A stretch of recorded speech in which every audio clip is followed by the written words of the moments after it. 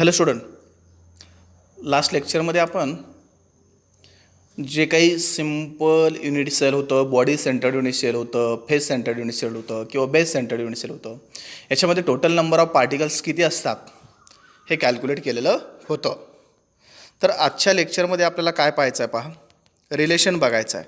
कुणाच्यामधलं relation बघायचं आहे आपल्याकडं? मोलार मास, त्याच्यानंतर डेन्सिटी आणि एज लेंथ, याच्यामधलं जे रिलेशन आहे हे रिलेशन आपल्याकडं पाहायचं आहे.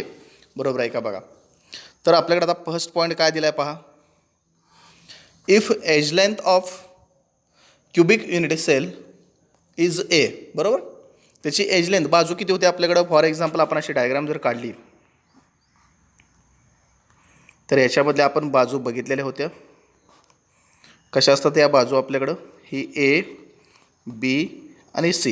मग आपण असं लिहितो सिम्पलमध्ये, A is equal to B is equal to C, बरोबर. तर त्यातली एज लेंथ, एक लांबी किती आहे त्याची समजा आपण कन्सिडर केली ए. आता टोटल बाजू किती आहेत आपल्याकडं? 3 आहेत ना, A is equal to B is equal to C.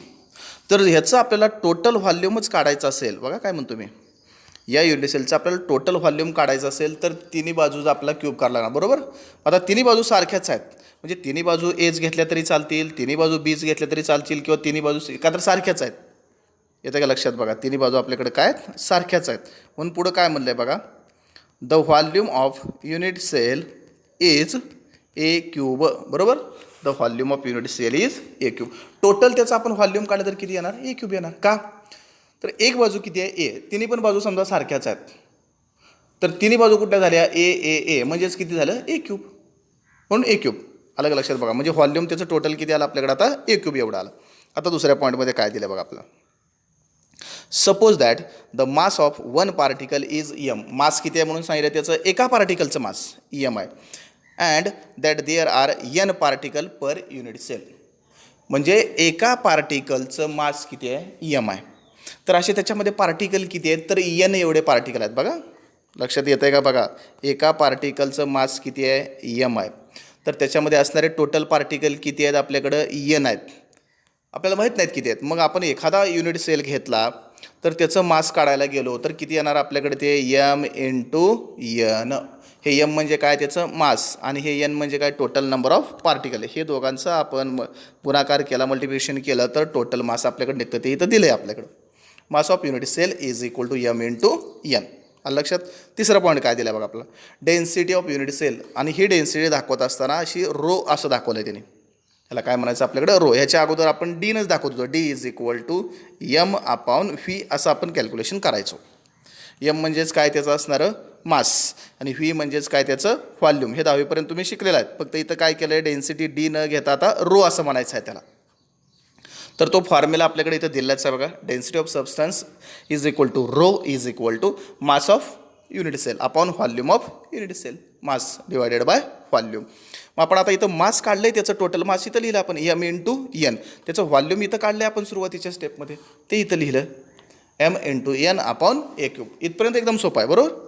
आता चौथा पॉईंट आहे तो थोडासा आपल्याकडे वेगळा दिला आहे. काय दिला आहे चौथा पॉईंट बघा, मोलार मास. 11वीचा कन्सेप्ट आपल्याकडे. मोलार मास कॅपिटल एम आहे ते, of the substance is given bye.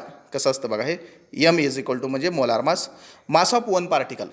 येतं का लक्षात? बघा, mass of one particle. Mass of one particle म्हणजेच काय? M, small M into particle किंवा number of particle per mole. आता पर म्हणलं की एक. 11वीत आपल्याकडे कन्सेप्ट आहे बघा, अहोगॅड्रो नंबर एकाचं म्हणलं की इंटू एन ए. 11वीचं आपण त्याची किंमतसुद्धा काढली होती, 6 पॉईंट वगैरे काय समथिंग, इंटू 10⁻23ची. म्हणजे एकाचं म्हणलं की त्याला इंटू काय असतं? N A. अशा पद्धतीनं त्याचं मोलार मास निघतं. म्हणजे मास इंटू अहोगॅड्रो नंबर. हे जर आपण कॅल्क्युलेशन केलं तर ते आपल्याकडे निघतं मोलार मास. बघा, मग आता ही किंमत इथं पुटअप केली, म्हणजे नवीन फॉर्म्युला फक्त आपण काय वापरला? Molar mass is equal to काय असतं आपल्याकडे? Mass of one particle. मग आपण वन पार्टिकलचं मास किती घेतलं आहे? एम घेतलं आहे, small. Number of particles per mole म्हणजेच काय? N A. एन ए म्हणजेच काय? Avogadro number. इथं दिले बघा, एन ए इज अहोगॅड्रो. ए त्याच्या बेसला लिहायचा आहे, लक्षात. मग पुढं काय म्हणलं आपल्याला?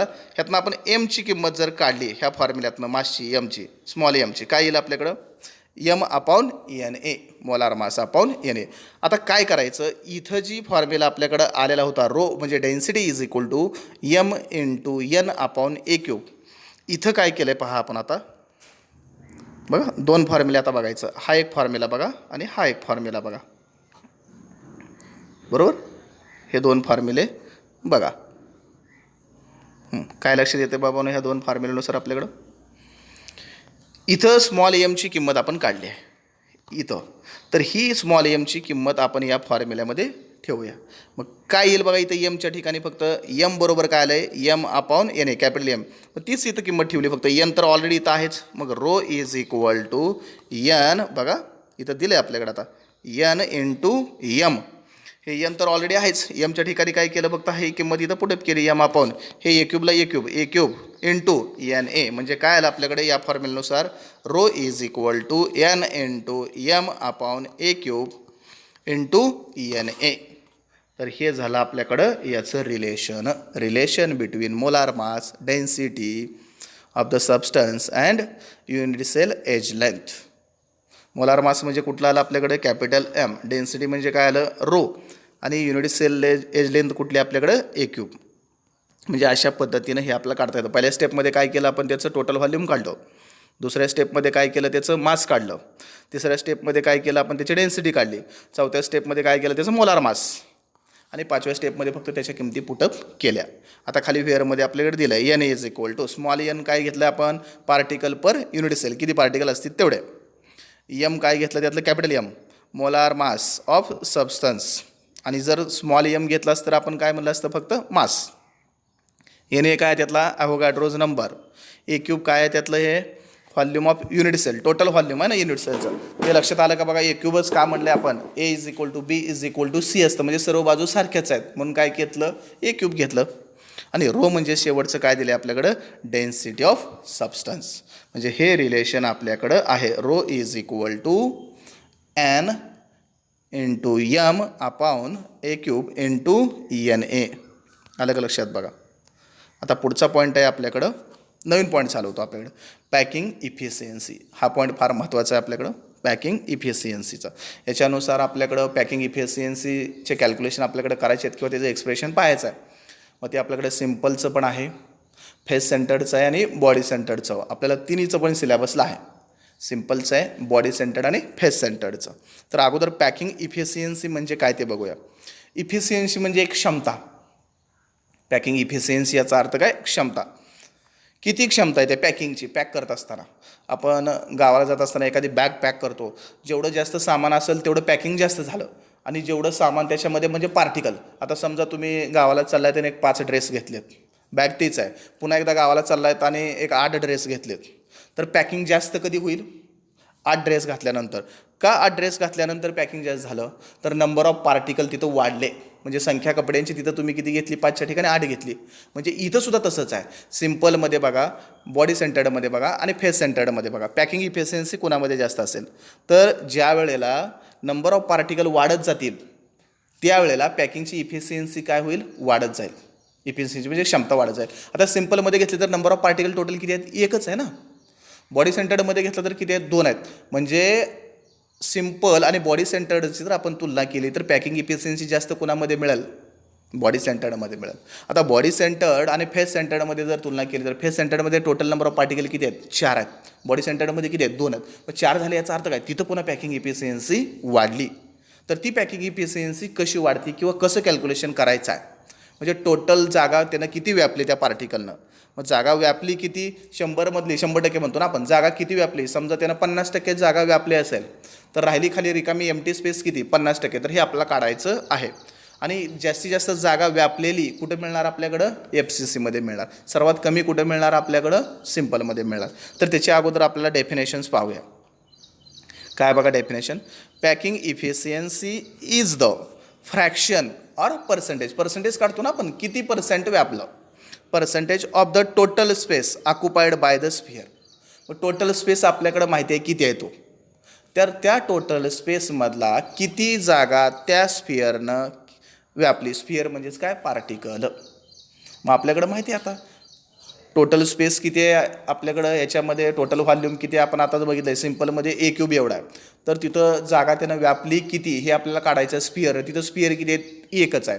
तर त्या एका स्पिअरनं जागा किती व्यापली हे पर्सेंटेज त्याचं काढणं म्हणजे त्याची पॅकिंग इफिशियन्सी म्हणजे क्षमता.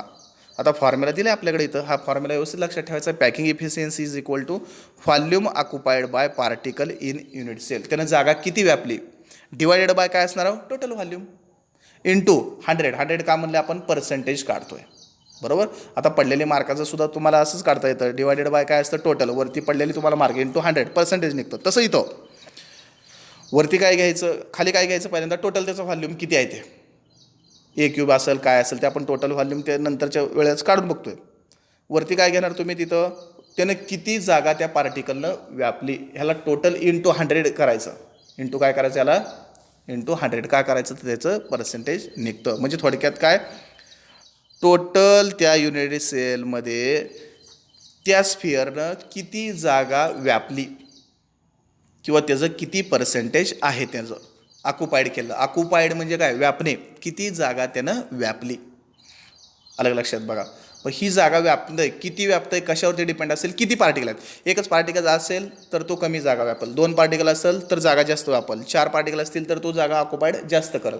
मग ही ऑक्युपाईड काढत असताना काय करायचं आपल्याला, occupied volume divided by total volume into 100 ही निघते त्याची पॅकिंग इफिशियन्सी या फॉर्म्युल्यानुसार. तर ही कशी काढायची, काय करायचं, हे सर्व कॅल्क्युलेशन जे आहे ते हे कॅल्क्युलेशन आपण पुढच्या लेक्चरमध्ये पाहूया. ओके.